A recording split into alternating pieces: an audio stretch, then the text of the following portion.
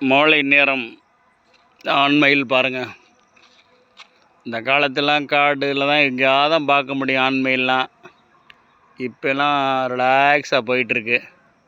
எங்கேனாலும் நம்ம வாக்கிங் போகிற இடங்கள்லையும் சில நேரம் கரையில் பார்த்தோன்னா ஆண்மயில் தோகை விரித்து ஆடுறது ரொம்ப அழகாக இருக்கும் பார்க்குறதுக்கு. பாருங்கள், நான் இங்கே நிற்கிறேன். அது பாட்டுக்கு போச்சு, திரும்ப வரப்பங்கிட்டு வர்றதா அங்கிட்டு போகிறதான்னு பார்க்குது, வருது பாருங்கள். ரொம்ப அழகாக இருக்கும். அதில் மயில் சின்ன வயசில் இந்த மயில் இறகு நோட் புக்கில் வச்சுருப்போம். நோட் புக்கில் வச்சுட்டு 2 நாள் கழிச்சு பார்த்தோம்னா அது உடஞ்சிரும். 2-3 துளாக இருக்கும். குட்டி போட்டுருச்சுடான்னு சொல்லுவாங்க. இன்றைக்கி அந்த மயில் இறகு பார்க்குறதுக்கே சந்தோஷமாக இருக்கும். காட்டு பக்கம்லாம் போனோம்னா எங்கேயாவது மயில் இறகு மயில் அவ்வளோ பார்க்க முடியாது. முதல்ல அந்த மயில் தோகை அந்த இறக்கை எடுத்தோம்னா அவ்வளோ சந்தோஷமாக இருக்கும் சின்ன வயசில் பார்க்குறது. இப்போ எங்கே போனாலும் கிடக்கு இந்த மயில் இறகு. நான் மயில் நிறைய வர ஆரம்பிச்சிருச்சு. மயில், மான், காட்டுப்பன்னி இதெல்லாம் நிறைய இப்போ தமிழ்நாட்டில் நிறைய இடத்துல இப்போ கிராம விளைச்சல்லாம் அந்த காட்டுப்பன்னி எல்லாம் விளைச்சல்லாம் அழிச்சிருது. நிறைய அருமையாக நிறைய. அது மாதிரி மான், கம்மா பக்கத்தில் மான் இருக்குது.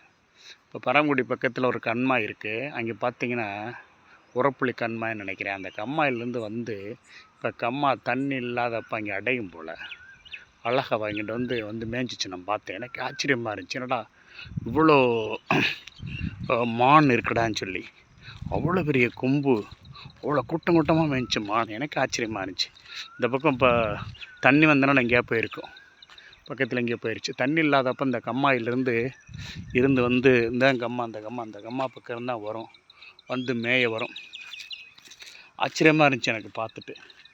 மானெல்லாம் நம்ம பார்த்ததில்ல நினைப்போம். அப்போ காலச்சூழல் இதெல்லாம் மாறி எங்கேருந்து தப்பிச்சு வருதுன்னு தெரியல.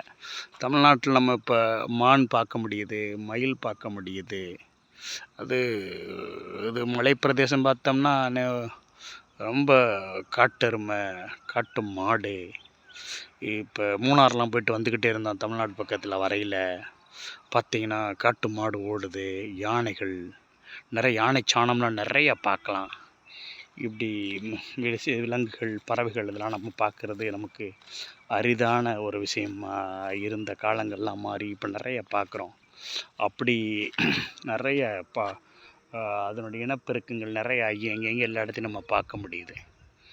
எல்லோருக்கும் வணக்கம், வணக்கம், வணக்கம். தேங்க்ஸ் ஃபார் வாட்சிங் மை சேனல்.